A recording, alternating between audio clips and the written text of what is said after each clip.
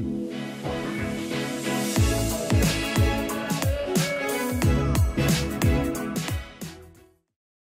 you ready? The Kornelia Stephanie Show. Wake up to love, your call to action. Join Kornelia as she empowers others to live heaven on earth. Kornelia teaches listeners how to be the authority over yourself, embracing your inner guru.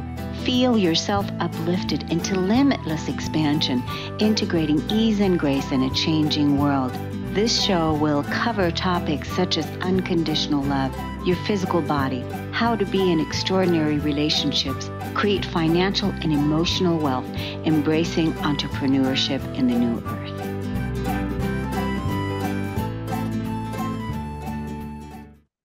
Hello, everyone. Welcome to the Kornelia Stephanie Show. It's Friday today, and we have our series, Stories of Hope. My first guest is Traci Austin. She is an HR career, and she works with HR career and develops like a captivating story driven by a persistent desire to overcome obstacles in the commercial world. Traci is a leader in talent optimization, having guided tiny organizations with data-driven grace and amazing success for PE-backed firms. With a vision of a future where growth and long-lasting effects are constants, she is definitely confronting workplace difficulties, formulating astute tactics, and bringing things to reality in real time.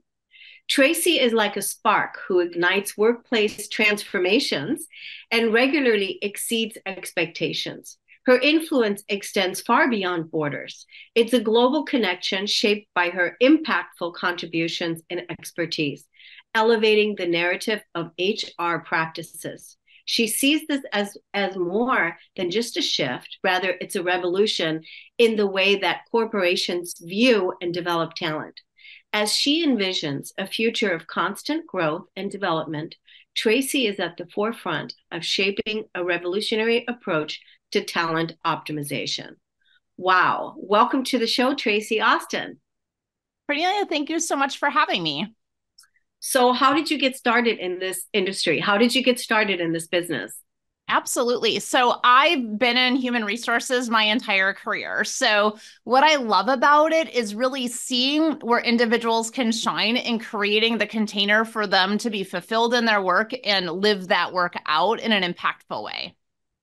Yes, so that's great. So you basically want to put people that are in their gifts, what they're strong at, what they're good at, in that right setting. Is that right? Yeah, absolutely. So there's 4 key levers that we see to engagement. Fit to role. Is the individual in the right role based on their natural behaviors, based on their values and the organizational core values, and then based on the education experience, those items that they're most interested in. So that's fit to role. And then we're looking at, are our leaders leading individuals the way they need to be led?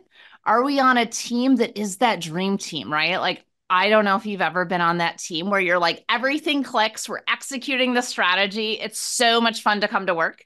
And then, aligning that all into like what you believe as your organization and what I believe, is 100% aligned, whether that is environmental, whether that is development, whether that is community focused, those things are aligned.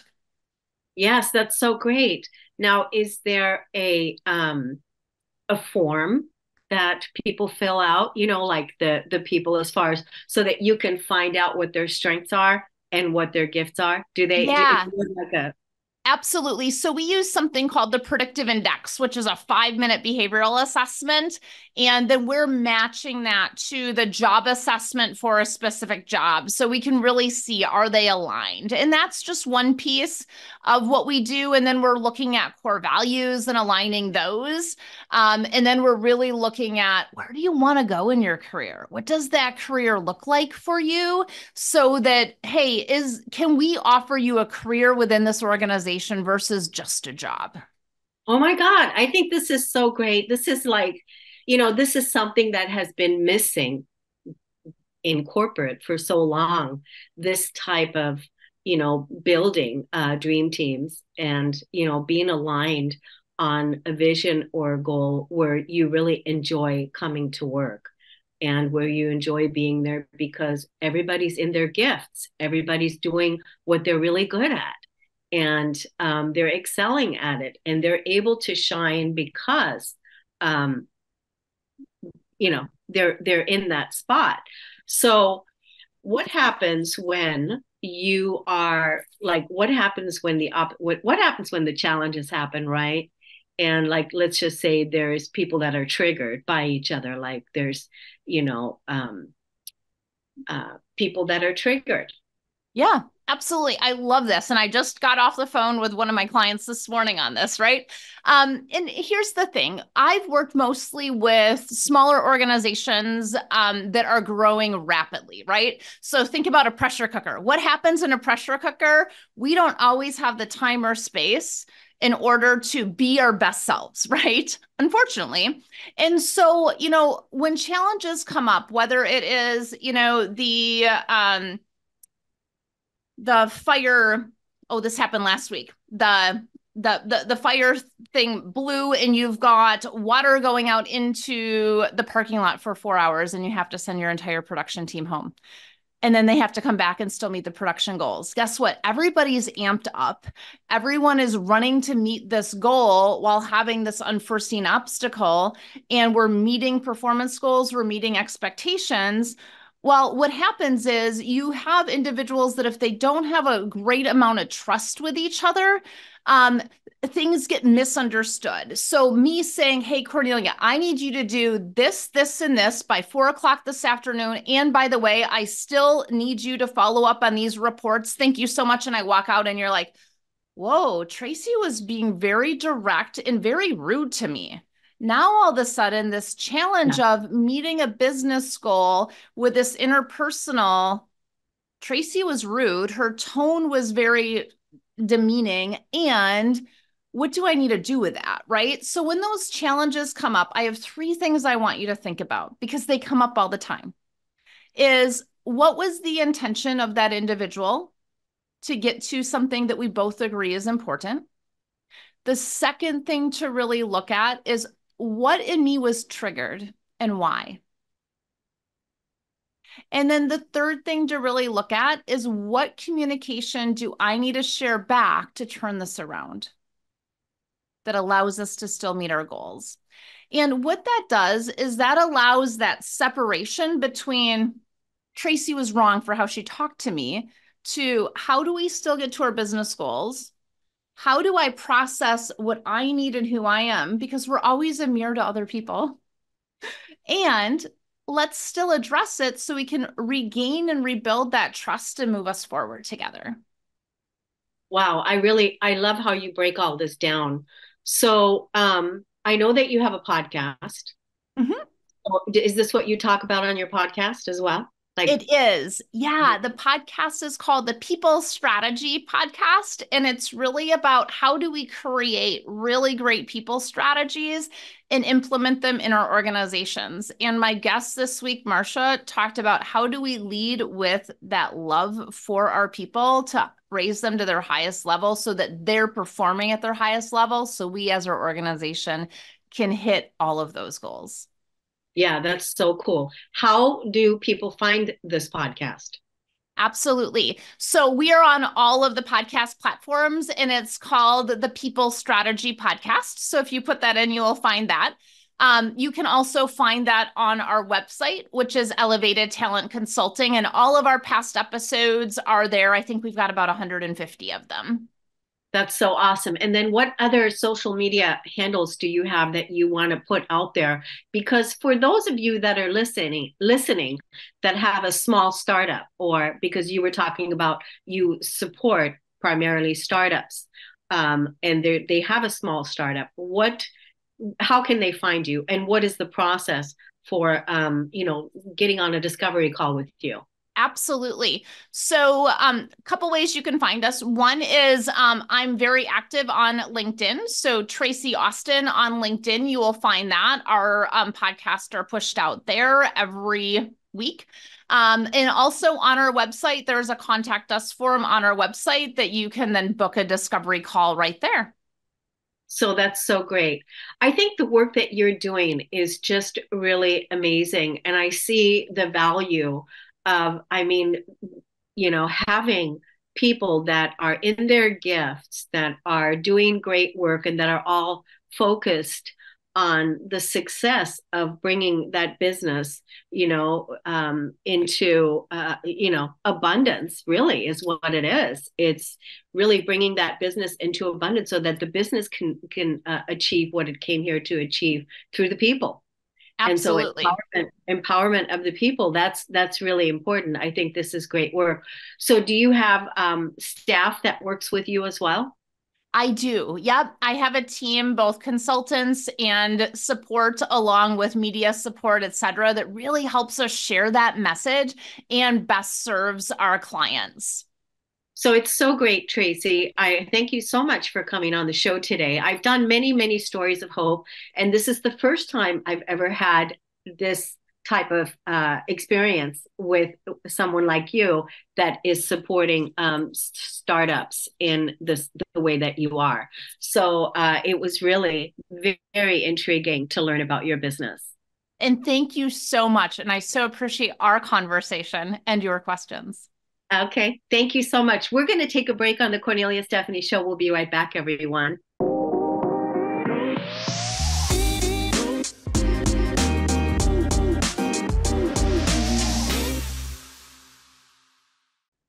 Welcome back, everyone.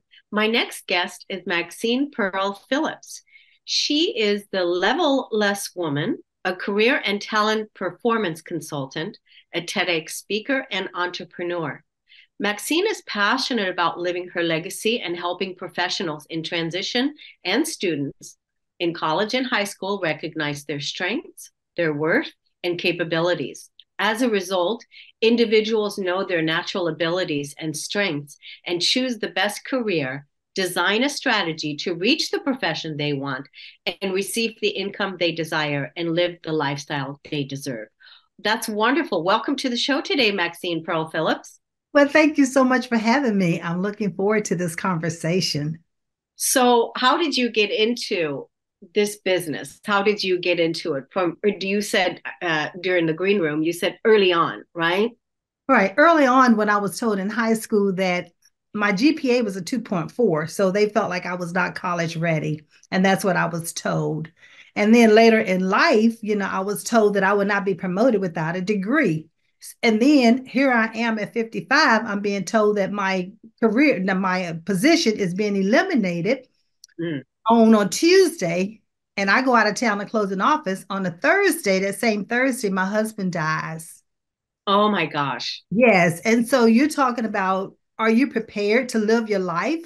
And so you have to make some decisions at those pivotal moments in life. How are you going to continue to live? And all of those three areas has propelled me to do the levelless, which is success without levels. Yes. Yes. So you also had been told from an early age on, what was the person said to you that you're not college ready or you're not able to something? What was that? Yes. Yes, they said that I was not college prepared and that I probably would not be able to withstand the halls of academia and be successful. But what they failed to realize is that we are all born with natural abilities that we were given at birth. And that's what I had to rely on. Even at an early age, I knew that there was another purpose for me in this world. And so I was the type of child who would write my goals down in a diary, hope my mother wouldn't find everything I wrote. And then I would write them on pieces of paper and place them in my Bible.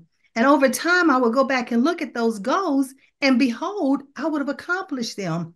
So it dawned on me, the more I wrote my goals, the more I would accomplish. And so that's what propelled me to continue to do that. And I started helping other people, even at 17 and 18, do the same things. So I didn't even know coaching. I didn't even know anything about coaching until later in life, but that's exactly what I was doing at 17 and 18.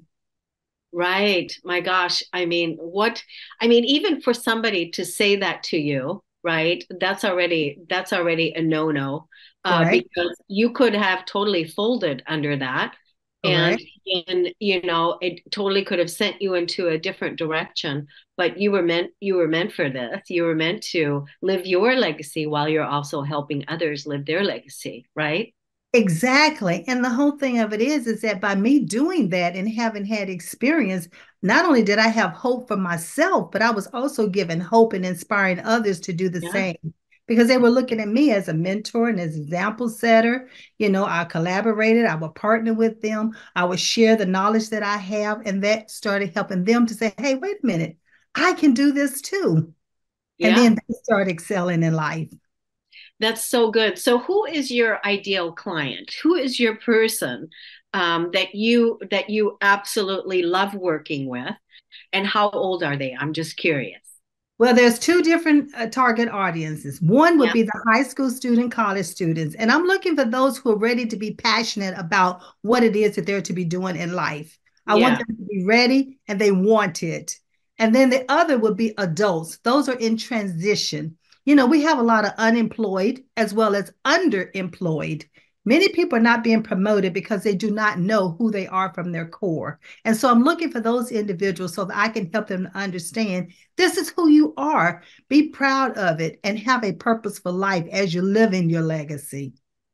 I think this is so important. I like that you said you have two target audiences because I also see that for you, that you do have two target audiences. And even I was thinking about this the other day. I don't know what the statistic is on this, but I want to do some research about it. I think Mhm. it's important that we look at this as, as a humanity because so many people, especially here in America, they were, people were trained to retire at 60 and be done, right? Well, so many Right. people nowadays are coming out of retirement and going back to work.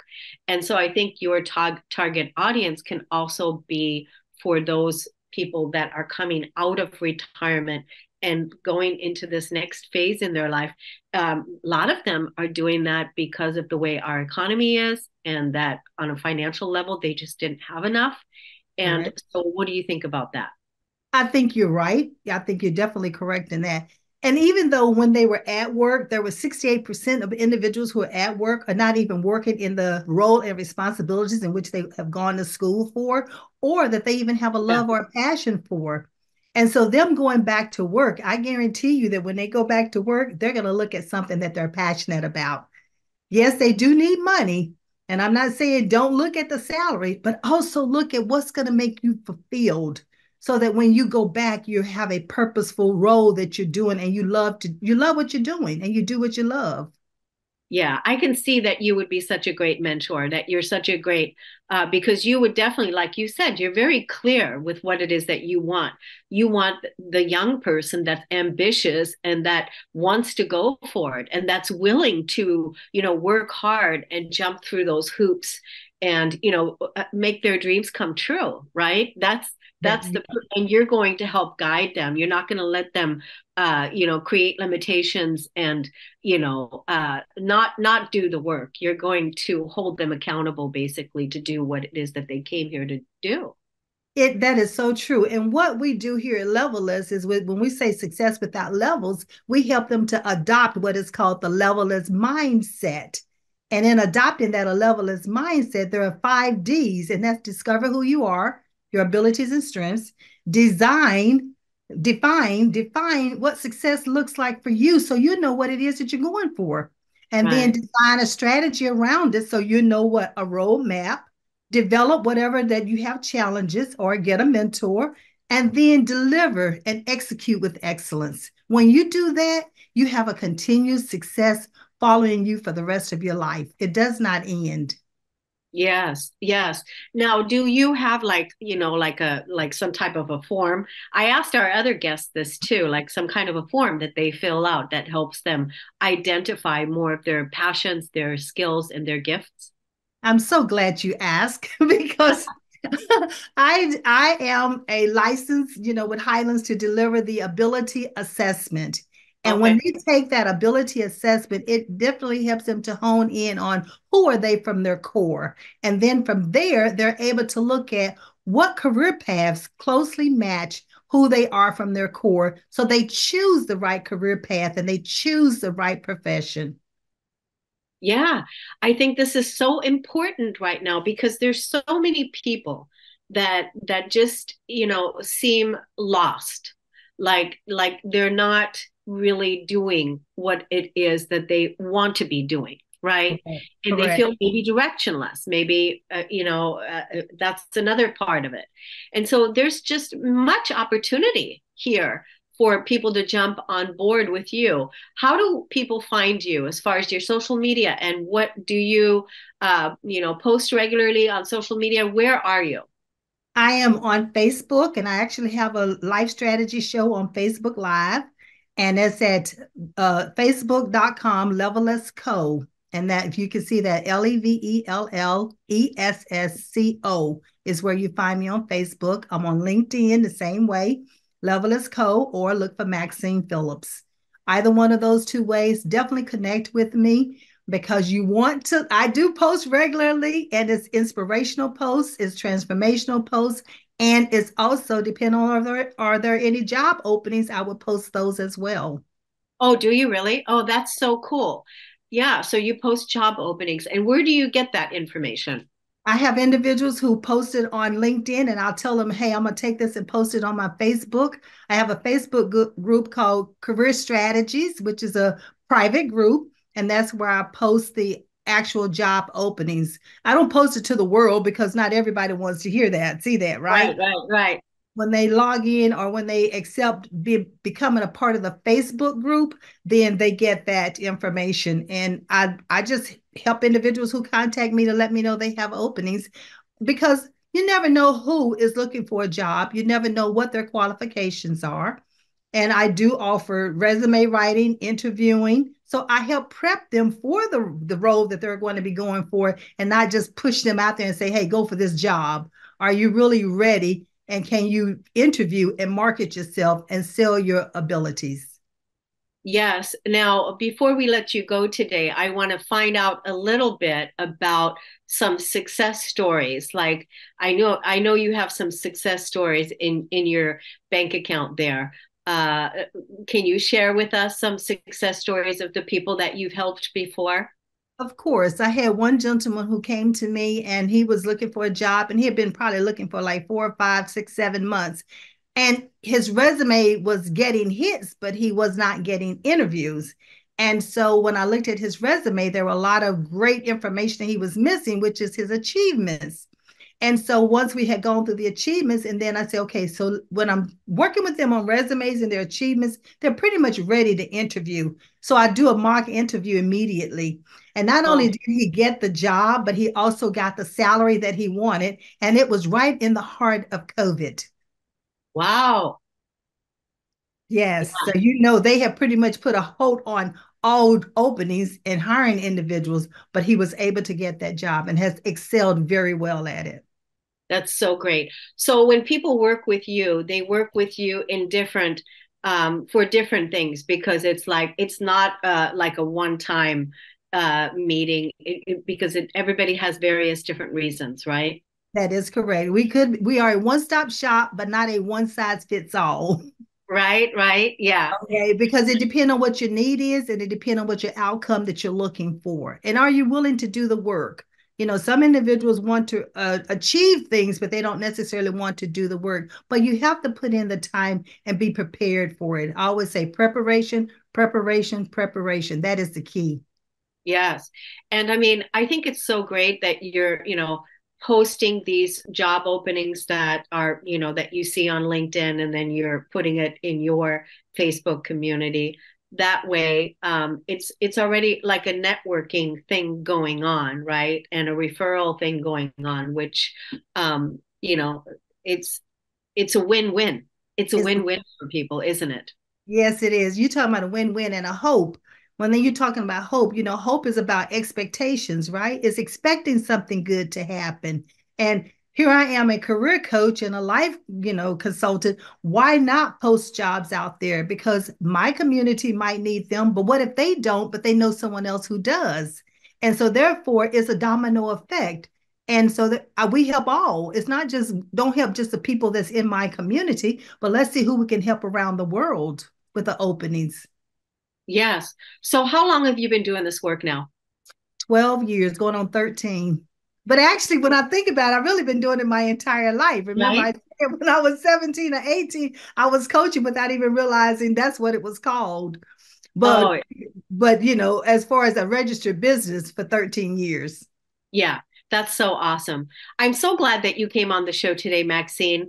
Thank you so much for, doing the work that you're doing. It's so important for people to live in their legacy, create their legacy, put their footprint or their thumbprint, their blueprint on what it is that they're creating here, and, live a job, live a work, be of service to something that you feel really good about, right? Because like you said, it's not just about the money, it's also about what you're passionate about and what brings you, pleasure and makes you feel good about the things you're doing. And not only that, what will you be known for when you're no longer here? And who Right. are you while you are here? What are Yes. you doing? So Yeah. those are the type of things we need to take into consideration as far as living your legacy and having that levelist mindset. It does impact you living your legacy. And if I can say, if everything else, you have the power to live your legacy. So why not live it now? Well, with that, we're going to take a break on the Kornelia Stephanie Show, everyone. We'll be right back.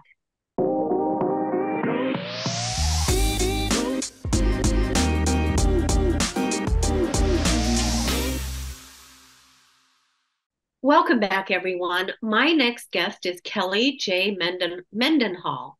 She's a disabled author, artist, speaker, and advocate. Mendenhall has been raising awareness about and fighting against medical gaslighting since 2017. She earned her Bachelor of Science and Master's in Public Administration from Eastern Michigan University in 2007 and 2012, respectively. She dedicated her career to the service of under-resourced youth and communities until becoming medically disabled in 2017.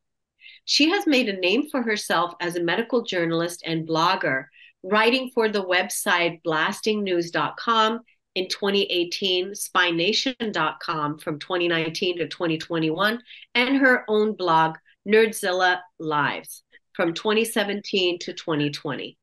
Mendenhall appeared in Business Insider and Yahoo News in 2020, featured for her work against medical gaslighting and mindful leadership.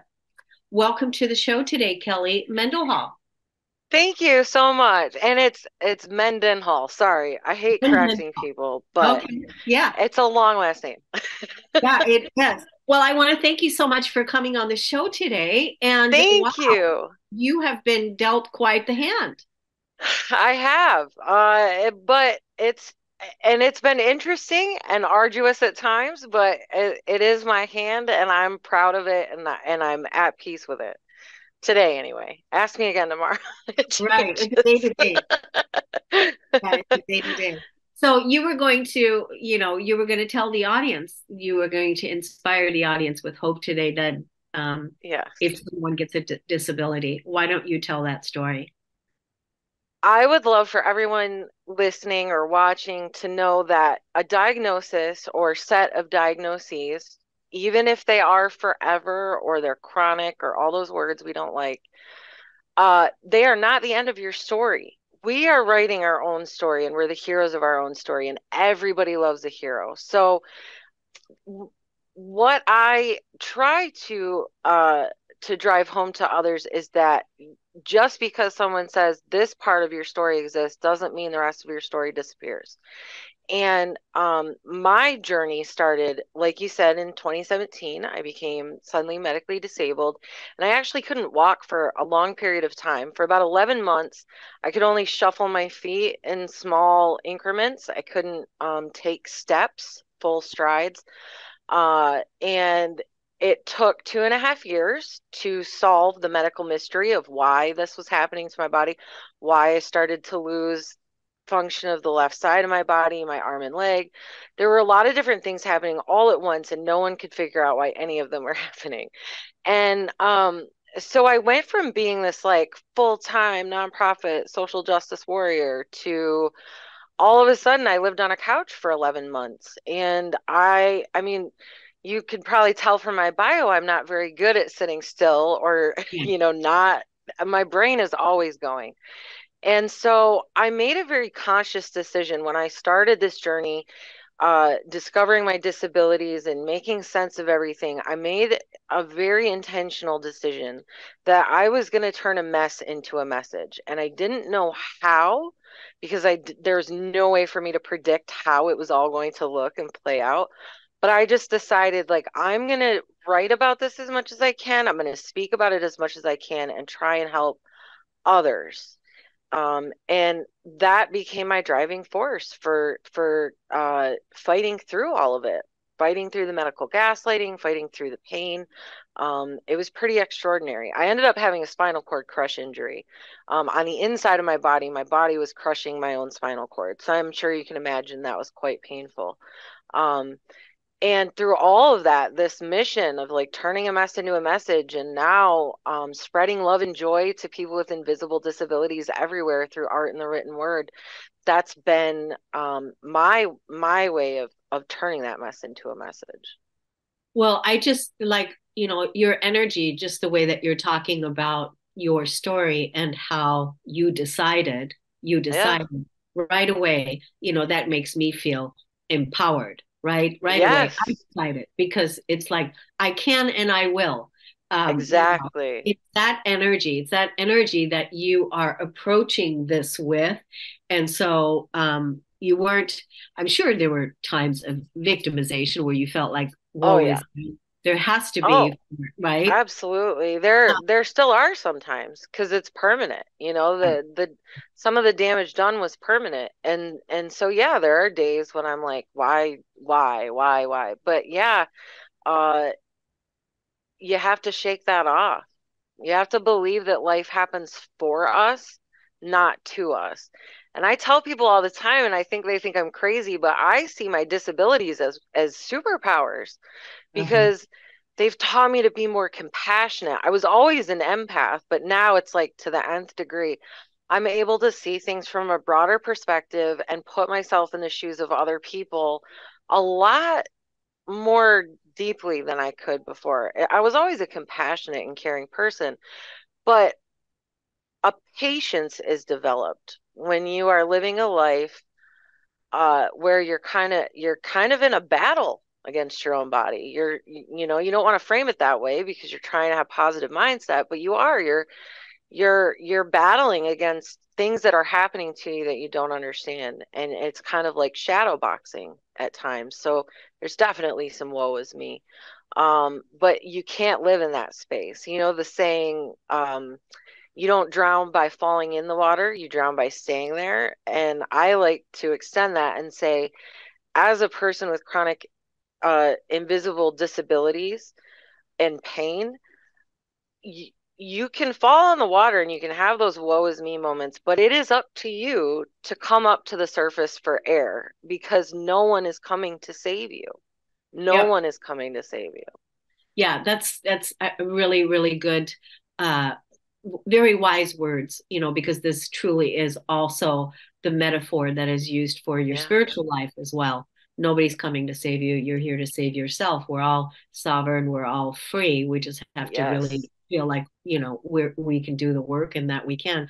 But when you're dealing with chronic pain and you're dealing with the way you call it, invisible disability, that's really interesting. I've never heard of it that way before. I want to talk a little bit about, you do have that warrior spirit. You are an advocate, you standing up and, expressing yourself through art and writing, which is absolutely amazing.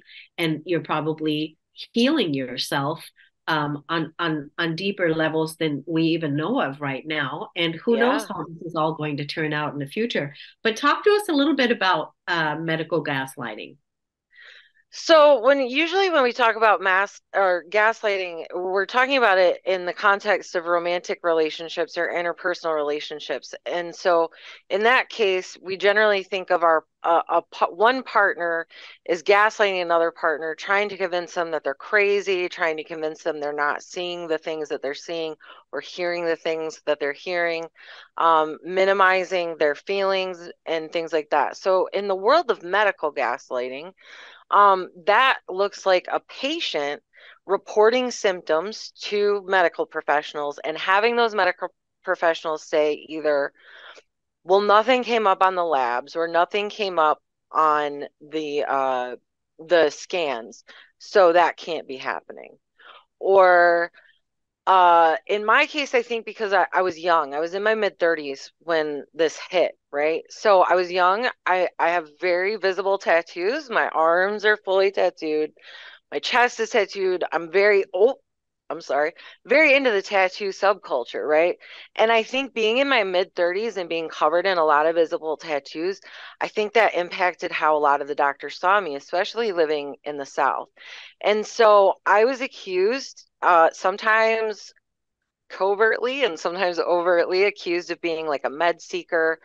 I made the personal choice for myself not to take narcotic or opioid pain meds only because, well, one, there's a huge addiction history in my family, so I knew I was susceptible in that way. Yeah. Two, uh, I did not, I didn't want to mask the symptoms and pain. I wanted to figure out what was causing it, right? So, what it looked like for me was like arguing with doctors and firing doctors and having very frank conversations with doctors because they would say, I don't see any explanation for the symptoms that you're describing, so they can't be happening. And it's like, how voiceless do you feel when someone is looking you in your face and you're in tears and your whole body, the pain is like it's shut down your whole life, and they say you're not really feeling that, you're making it up. And it's a really dehumanizing and demoralizing experience. And it can, especially for someone like me with a trauma history, it can go one of two ways. Either you're really good at advocating for yourself, or you really shy away from conflict, especially with authority figures. And so I think a lot of women, because medical gaslighting statistically is a female problem, I think that raising awareness about its existence is the best way to keep it from continuing. Amazing work that you're doing. Absolutely extraordinary. You Thank said a you. lot of things, but we are out of time. I would love to have you come back on the show maybe for a longer conversation. I uh, would love that. yeah, let's tell the audience how they can find you on social media. Yeah, it's Kelly J. Mendenhall. You can find me on everything as Kelly J. Mendenhall, and my website is kellyjmendenhall.com. You rock, Kelly. Thank you so much for coming on the show today. Much success to Thank you. you. Thank Okay, you so take much. care. Bye bye. We're going to take a break. We'll be right back, everyone.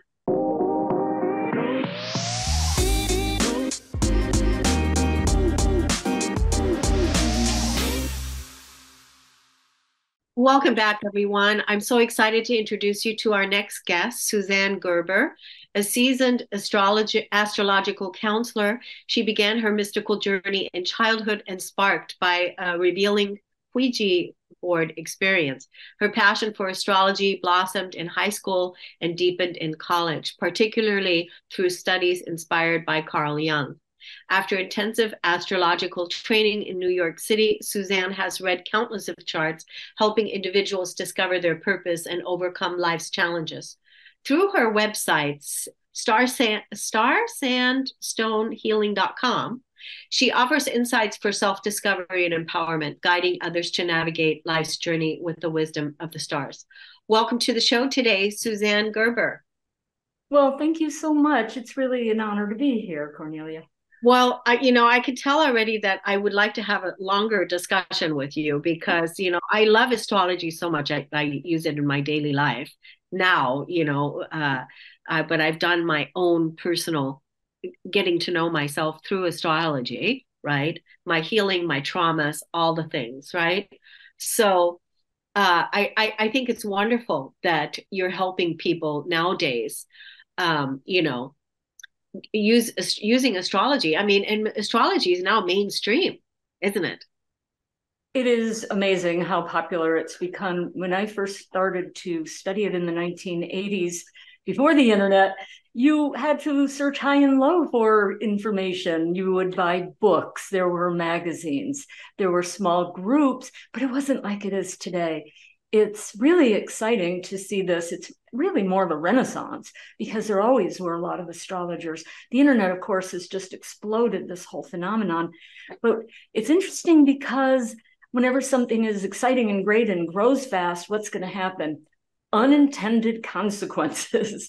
And I think a lot of people aren't getting the kind of structure and foundational information that you get when you work with a teacher or a program and you really get foundational information and build on it. Yes, yes, I think that's true because like really knowing you know what your like for instance, we're going to talk a little bit about my chart. Like what does Venus in Scorpio mean? What does Mars in Scorpio mean? What does Neptune in Scorpio mean? What do these things mean and how to apply these things in your practical life or, you know, in your practical everyday life. And there's a lot of people out there you know, with astrology, but having the basics, getting down to the basics and the root. Well, what I would say right off the bat, and not to contradict you, but from an evolutionary perspective of astrology, where we're looking at people as living, trying to find their highest potentials and living them, we're not, and acknowledging that people have a lot of free will and choice in their lives. We love that we have free will and choice in our lives. You have Aries rising. You need free will. You are not going to be told what to do. But we don't want to be told that your Venus in Scorpio, your Mars, etc., means something. There's a set of possibilities. I think a much more interesting conversation to have with people is what is the potential purpose of this? What is the greatest good that can come of this? How would you uniquely want to utilize these things? What are your gifts here? And of course, what are the built-in challenges? How can you use this to live your highest vision and live your best life? Yeah, yeah. I think, you know, that has a lot to do. And that's, I think is an important point. Like if people really want to live their best life, finding their, you know, having a really good astrology mentor, coach, you know, and getting your chart and then really charting it out, like mapping it out. Like, how do you want to live your best life with what you were born into, right? So, you know, the whole me being an Aries rising, that's true. Nobody's going to tell me what to do. It took a while. Yeah, but it did take a while because, you know, I do have the Libra sun. And back in the day when I used to sacrifice myself in order to keep the peace, the Aries rising wasn't getting a lot of that, you know, it was, yeah, the Aries rising wasn't. I was trying to keep the peace and basically sacrificing myself. Right. Well, for someone like you, and as I said to you, our birthdays are only 2 days apart. And so I really understand what it's like. Your Libra sun, and you've also got your Mercury there, they're in the Libra house. So that kind of intensifies the Libra-ness of you. This is all about relationships and partnership and diplomacy. And it's one-on-one relationships. It's also because of certain other things in your chart. It's people in general.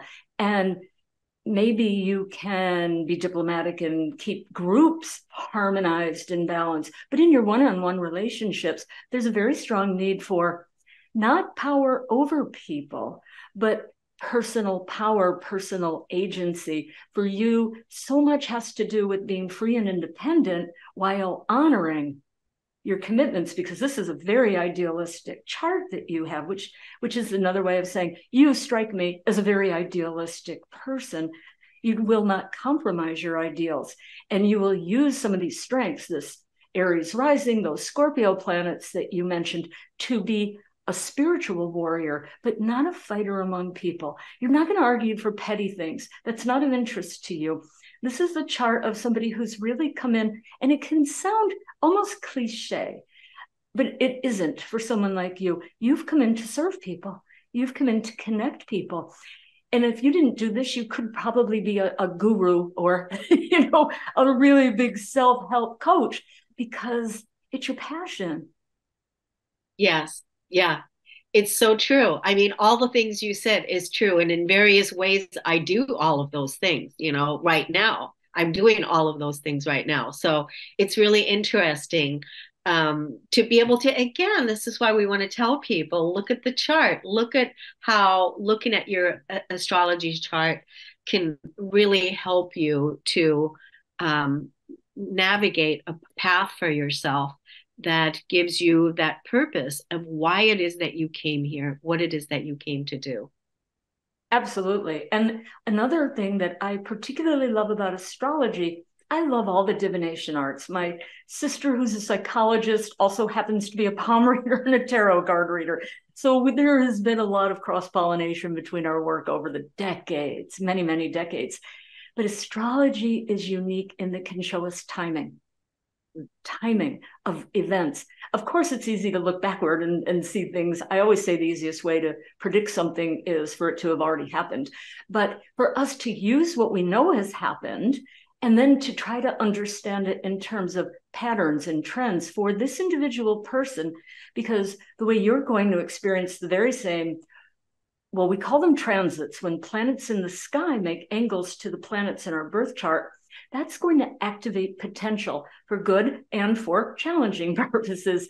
For instance, in your chart, now, Kornelia, this is striking, the timing of this. Since April of 22, give or take a few weeks, something's been shifting in your life on the most profound level. And it could have something to do with how you structure your work, the nature, the vision of what you're bringing to your audiences. It could have something to do with balancing that on a very personal level with how you conduct your private life, if you even have a private life with this chart, and especially very personal relationships. And off and on with these peaks and valleys since April of 22, you have been undergoing like boot camp on a personal soul level. And I have really exciting news for you. They have both finished in the past week.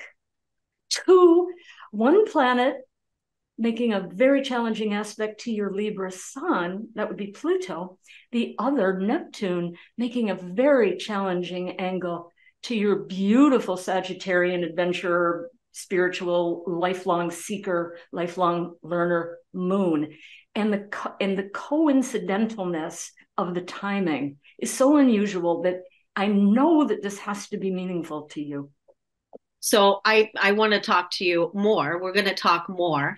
I want to be able to let the audience know, because we're out of time, let the audience know on how to find you.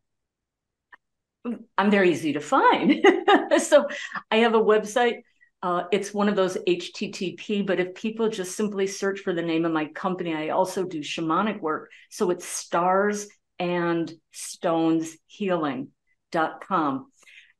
If they just would like to maybe book an exploratory call with me to even see, they might say, I'm not sure what time I was born, or I've got these issues. They can book a free call with me by going to asksuzzane.com, and they'll be taken right to my calendar. Thank you, everybody, for listening and tuning in today's show. It's an honor and a pleasure to be with you. Thank you, Suzzane, for coming on. We're going to see you again next time. Have a wonderful weekend, everyone. Take care. You've been listening to the Kornelia Stephanie Show, Wake Up to Love, your call to action. Tune in each week on Transformation Talk Radio. Kornelia's joy is to engage others in practical ways, showing us how to live in the new earth in harmony with our true nature.